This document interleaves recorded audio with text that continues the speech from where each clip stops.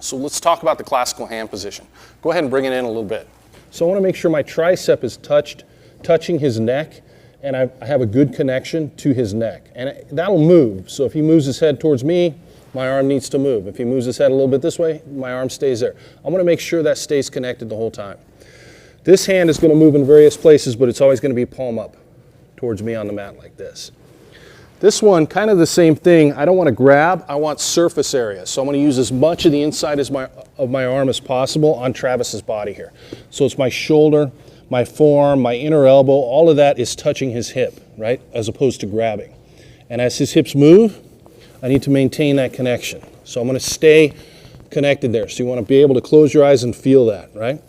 My sternum should be right on his sternum, and that's where I'm dropping my weight. So now I have good position, but he's not feeling any of my svelte 225 pounds here when I'm on top, right? So the first thing I need to do, most of my weight right now is on my knees. So the first thing I need to do is take my knees off the mat. And now this is totally different. 5 minutes under me like this is completely different from Travis 5 minutes under me like this, okay? So the first thing I do is take my knees off the mat. I want to keep my knees slightly bent so that I can move them. I'm going to push and pull with them at various times depending on what he's doing. But they're always going to be about here, okay? Now the second thing that happens is, where's some of my weight now? Elbows. So I want my elbows off the mat. And this is where the hug comes from, right?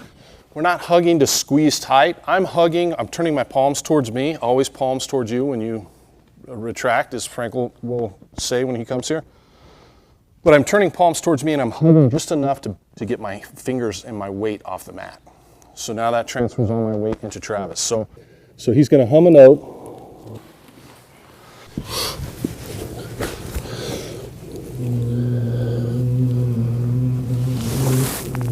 And that's what it sounds like, right?